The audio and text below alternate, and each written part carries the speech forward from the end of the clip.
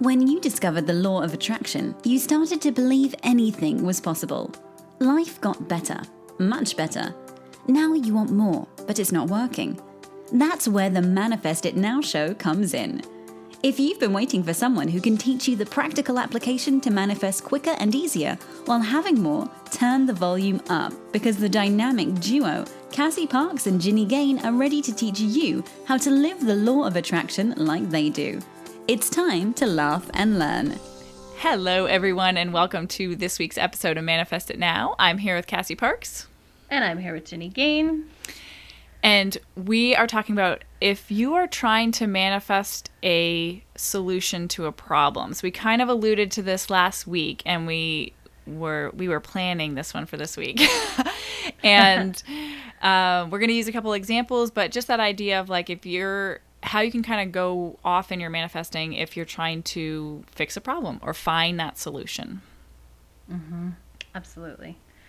I'm excited about this topic because I like it, and it's so important for people to understand. So if you're somebody who's maybe started a lot of things, like a lot of different programs, and you haven't finished, like this might be the answer as to why.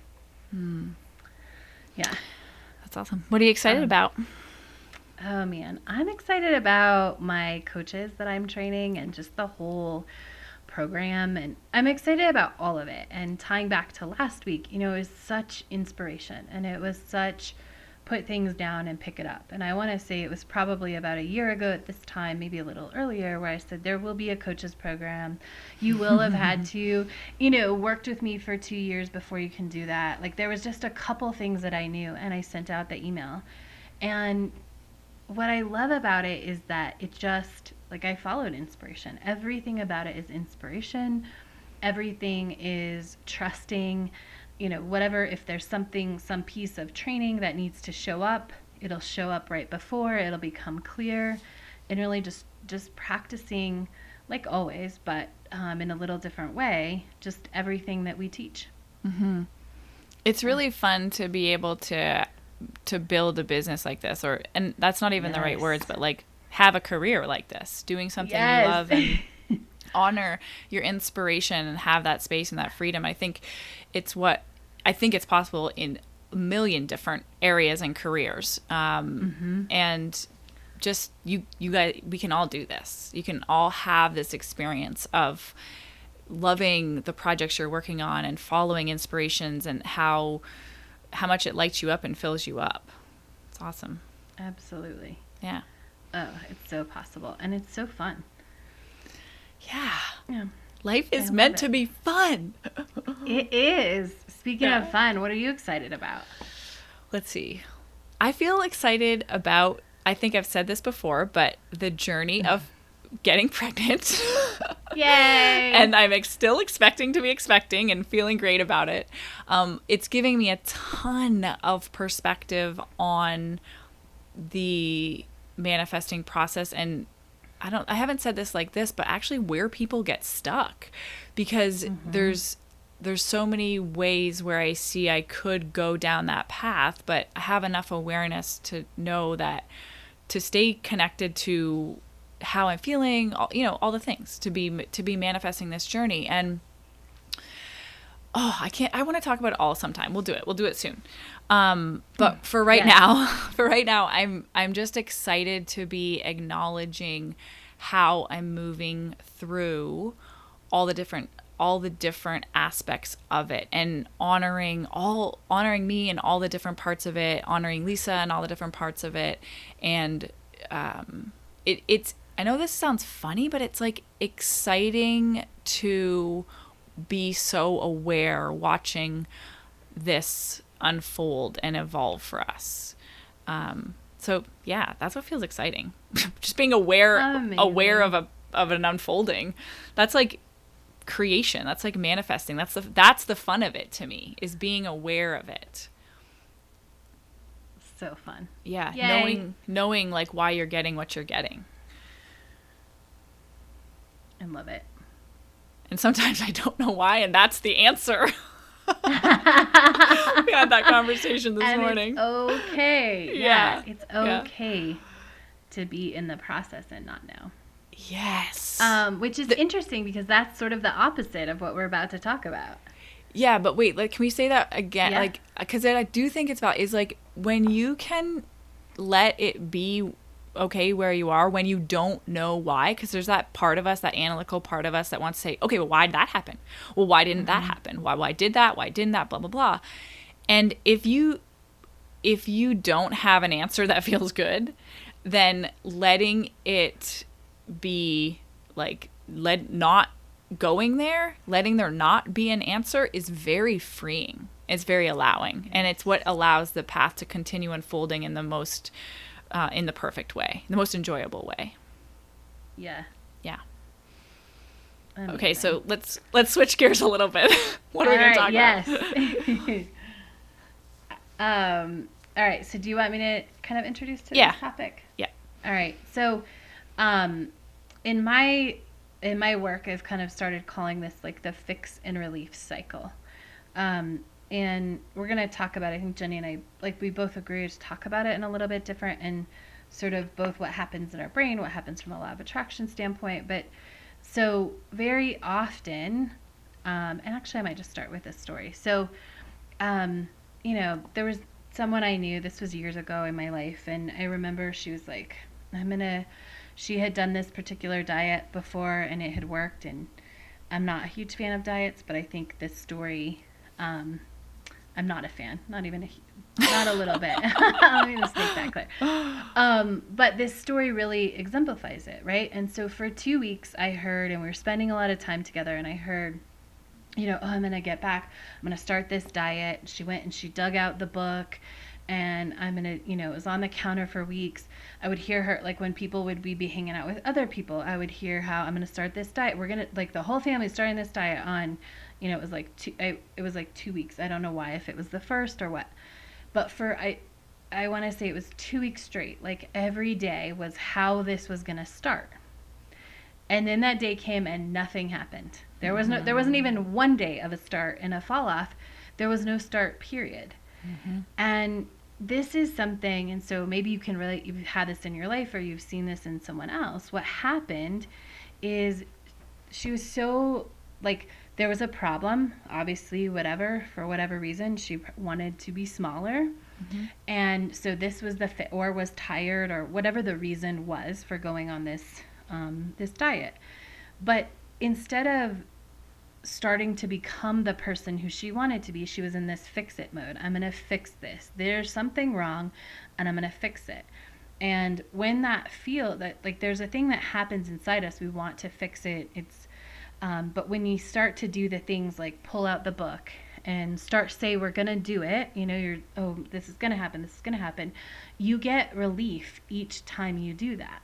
Okay, wait, pause. Even though I want to highlight this. I want to highlight that when you take action to fix a problem, you do get like this hit of relief. Mm-hmm. Okay, keep going. Yeah. Even though it's not fixing, there's nothing, right? Pulling out a book doesn't fix the problem, mm-hmm. right?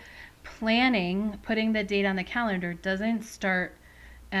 First of all, we're going to talk about how fixing the problem is really the start of it not working anyway. But you get relief of that every time you put a step in of fixing the problem. And so this can look like, with getting healthy too. If instead of I want to be healthy, and just deciding, great, I'm going to go for a walk right now, or I'm going to go for a walk on my next break, and I'm going to start being that person who is healthier by whatever definition that is. You start like, oh, well, then I'm going to need some new workout pants, and I better get new shoes. And let me check the gym schedule to see, and do I want to do yoga, or do I want to join a CrossFit gym? I've definitely done all these things. I'm like, okay, I'm going to plan this, and I'm going to eat this, man, and I'm going to... Right? Look up all the latest ways and then decide, like, am I going to go this way? Am I going to go this, right? Like, I've literally, I'm sorry to interrupt, but I've literally had the thought, I have to get new running shoes so I can start running.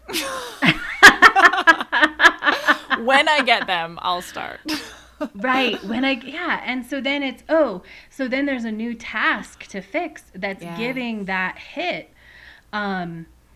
which, is fueling this relief because you feel like you're doing something and you're getting that hit, but you're not getting the hit from doing and becoming what you want. You're getting it. And so eventually that relief, just like with my friend with the book and the talking about it for 14 days, created enough relief in her brain that she didn't ever follow through. And she wouldn't until it came back up, and it definitely came back up, 2 months later. Like whatever that thing was that she wanted to fix came back up, and it starts that sort of fix and relief cycle again. Yeah, I love the way, I haven't really heard, well, definitely not you talk about this like this before. I love it. And it's almost, and you can correct me if I'm using the wrong words, but it's like tricking your brain to think that you have got the real solution when you haven't. It's just like, it's like a temporary relief, but it's like tricks your brain. Yeah. It's like, it is. Yeah. It's totally like, oh, we've already done all these things. So it's tricking you into thinking you're doing it because you're doing something. And I think that the part of this, and I use the word ego, but like your ego loves to be busy, or your analytical mind like loves to be in the doing and in the fixing and in the solving. And that's where all of those actions are coming from. They're not actually part of the solution. They're in that like mental part of, they're satisfying the ego part or the brain part, not the actual energetic or vibrational shifts that need to be made. Yes. Yeah. I heard a quote from someone that was like, a lot of people, this doesn't even need to be a quote, this is just LOA. Like a lot of people think they can change their outside world and it's going to change their life. And we know in law of attraction, you can do a million things, but if you don't change who you are, then you'll just keep attracting the same external conditions, right back to your kind of baseline. And that's also part of what we're talking about here, is we're not just changing what you're doing, but changing who you're being, core to everything we teach. Yeah.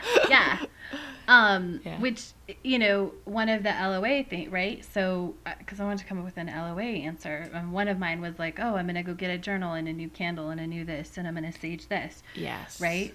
Versus, and so that's all doing versus taking a second, like, what am I actually thinking in this moment? And what do I want? Right? Yeah. Getting I want to ready share. I want to share just a little journal story. So I've done that too. I've been like, okay, I'm going to start a new focus on this. Got to go get this journal. I'm going to get a special pen and blah, blah, blah. And those actions can come from inspiration and desire, but sometimes they don't. And so, but a couple months ago, I was shopping for something, and it was like, it was in Home Goods, and it was like the clearance section, and I saw this like little gold journal. I'm like, oh, I love that journal. I've written in it every single day. And it's like, because I didn't plan to go buy it. It was one of those things. And every time I pick it up, I'm like, I love this. I love writing in this. But yeah, that's it. Yeah. And it's such a different energy because it was in the middle of the energy. The action was inspired and it was in the middle instead of creating the relief of, I'm going to do this, right? Yes. Like I need to fix a problem. Yeah. One more quick kind of example with this too is, I've seen this with other people in my life where, I'm going to clear out all this stuff because I'm making all this space in my life. And 3 months later, there's all this new stuff. And so they clear, but they get the relief from the clear. And if that is where your relief comes from, fixing that problem of too much stuff, you have to bring in more stuff. You have to create more stuff in your life if that's where your relief comes from, right? If you're getting the most, I think this is right, and my neuroscience client can correct me if not, but like you're getting the most dopamine from that relief instead of living how you want to be living. You're getting it from the relief, which can only come from fixing a problem, which can only come from creating a problem. Then we start that cycle. Then you get back there. Yeah. And that feeling of relief, that's what we're after. Like that's what we want. And that's sometimes why we do create that drama or whatever, so we can feel the relief. Yeah. Okay, so go ahead.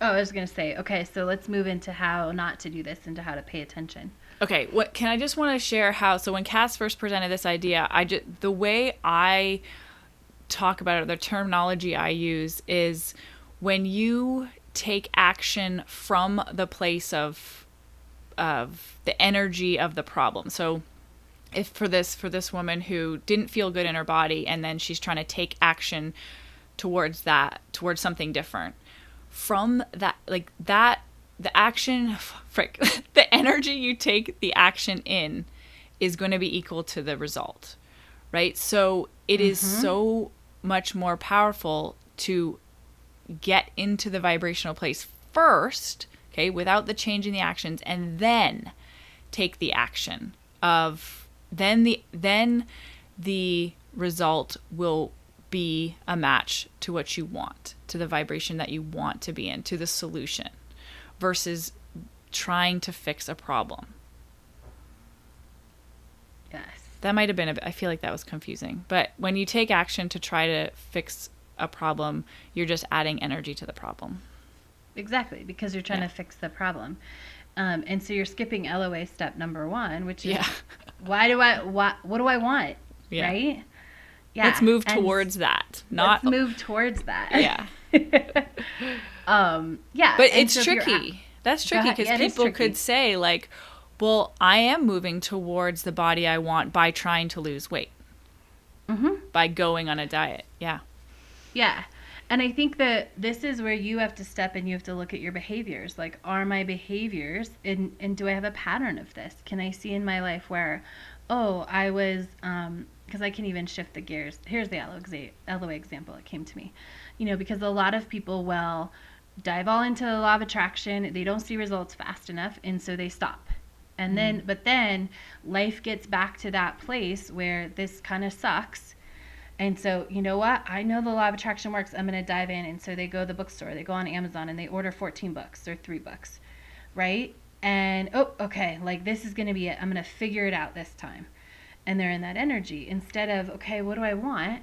I want to be living a life of ease and fun and abundance.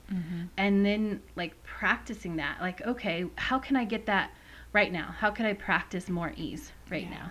Right now, which might mean not ordering 3 books that you have to, like, then you have to read and you have to get it done because you have to do this right now, right? So the first step in ease might be not taking that action. I mean, that sounds definitely right to me. Or, when we go back to the body, like, yes, those things could, but you have to decide, am I getting caught up in the how I'm getting there and that fixing, or am I stepping into being? Okay, who do I want to be? I want to be somebody who eats better and who moves more, if that's it, right? Yeah. Or however you define healthy. And so, cool, do I have 5 minutes to move right now? Let me just do laps around my kitchen. Yeah. And really start and be in the energy of what you want and move from there. And then, choose whatever you determine is a healthier snack than maybe what you were going to have originally for the day, or dinner, or whatever, and make that choice in the moment instead of planning to make the choice later. Big difference. Yeah.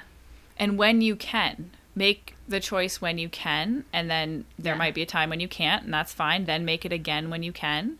And that's how you, sometimes I think another thing we get in the way of is, I can't do it perfectly, so I better not do it at all. But that's not how we do anything, right? That's not how we learn. That's not how we step into beingness. You don't just snap your fingers and become the person. You're supposed to have times when you aren't that person, and then you learn and reflect and then move on, and then it gets easier and easier. And this is a thing too, it gets easier and easier to be that person, but you keep expanding. So there's always more for you to step into. So how or one of the ways bringing it back to the diet example, is if you're taking action and it's like hard work, or you don't want to do it, you're struggling through it, that's a really good sign you're trying to fix a problem. You're coming from a place of what you don't want, versus coming from a place of what you do want. Yeah. And I will mention this is generally, I call it, we've talked about it, like being it for the long game on this show before. I will call it the slow, quick way versus the quick, slow way. Mm-hmm. The quick, slow way is where you're doing all those things and you think you're getting there, but it really doesn't get you there. So you end up there 2 months later and 2 months later, right?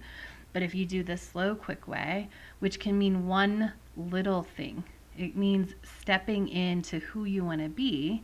You know, if we go back to this diet and body examples, taking one step of who you want to be instead of calculating out this list of rules you have to follow, but making one little shift and then another little shift and then another little shift into who you want to be instead of against, you know, doing the opposite of what the problem is or what you want to, you know, doing a thing to fix it. Yeah. I think a great way to bring an awareness or identify that too, that what Cass just talked about, is if like you have a problem and you know it's an issue and someone gives you a solution or you find a solution that seems too easy or seems too small and you're like, no, that's not enough. That's probably a good sign that you're trying to fix a problem, because if you need the whole answer at once, it's you're coming from that place of trying to fix the problem just versus trusting, you know, like we talked about last week, the inspirations that are coming in the moment or moving towards what you want and being that person. Yeah. And in step one can even, like we're talking about taking little steps, which I think is amazing, and that is a great way to do it. And I will say, if you recognize yourself in this, the first thing is the next time it starts to happen is to become aware and to stop yourself from going down that fix-it path of action. Mm-hmm. Yeah, that's an amazing first step. You don't even have to be a part of the solution. Right. Is if you just stop the old pattern. I've definitely like caught myself in that before, and I could see like, okay, this thing is stressing me out and I want to fix it so I can relax, right? You catch that. Yes. And then, but I have stopped myself and said, okay, if I just let go of trying to fix it, what might come from that? Not what might come, but like I can do that because I can see I'm trying to fix it. I don't know the answer. I don't even know how to get to the answer, but I know I can let this go because I know this pattern doesn't serve me. Right. Yeah, which is what opens that space to see how to do it differently, or to then absorb what we're saying in a new way that you can, oh, okay, I get it now, I can do it this way. Sometimes you have to stop that pattern first to be able to see it a different way. Yeah, we really don't have to have the whole answer. It's actually one of my like favorite things to coach on, is just like to not need the answer, to just let that be and let it come, let it be, because there is this constant, infinite guidance flowing to us, and we have to work way less than we think we do. We have to like think way less than we think we do. We have to figure out way less than we think we need to. And it's waiting to guide you. It's waiting to come through, but we're so busy doing its job that we don't hear it, or we're not aware of it, or we judge it as too small or not enough, because it can only come in one little bit at a time. Mm-hmm. Getting excited about like the little pieces, I think is great. Yeah, it's amazing. And when you train yourself to that, that's where you're getting that constant, it's not even, it shifts a little bit from that relief because you're getting constant excitement. So you don't need that relief. You're getting the good stuff a little bit at a time. So you're not looking for that big relief because you don't need it, because there's little good all day long. And so you don't need those big hits of relief. Yes. That's a difference between moving towards what you want, noticing and acknowledging all the little goods, and trying to find relief from the pain or the problem. Yes. That's another way to describe that. But yeah, a big thing is starting to acknowledge the small things as big things. So Yes. we have we do celebrations in our tribe, and sometimes women will post like, oh, here's a small one, and I'm like, that's not a small one. This is a big one. Everything is, and I know what is big. Yeah, I know what they're meaning, but just think, like, the same energy that goes into small manifestations, it's the exact same energy that goes, same quality, just has been consistent more longer, that goes into the big ones. I think Cass and I talked about this a couple weeks ago, about how let the energy build, let the smalls build to be the big, versus just trying to jump to the big. Yes. Yeah. So Is there anything else we want to say on if someone's trying to manifest a solution, how to best approach that? Just a reminder to ask yourself what you really want. Connect. Like, am I fixing a problem, or am I tapping into what I really want?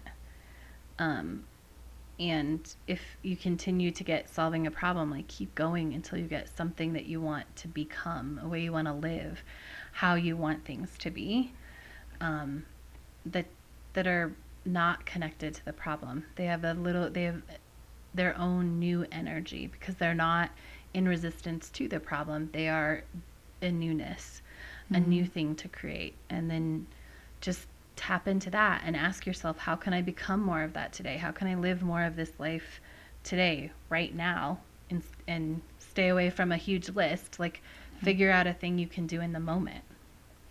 I love or that. On your next break, or tonight.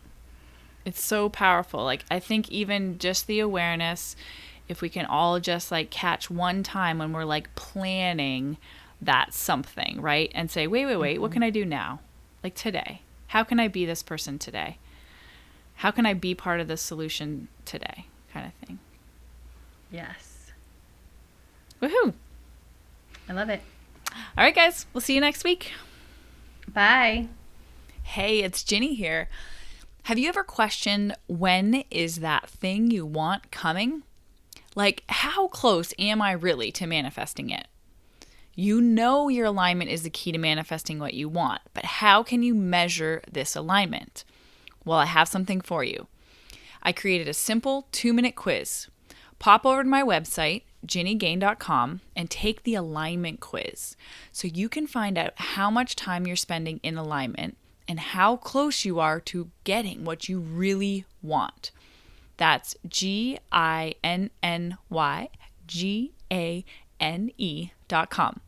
Have fun with it. Go be awesome. Thank you for joining us on the Manifest It Now show, where you learn how to leverage the law of attraction to manifest your dreams. Now that you're inspired, share the love and review us on iTunes. While you're there, remember to subscribe.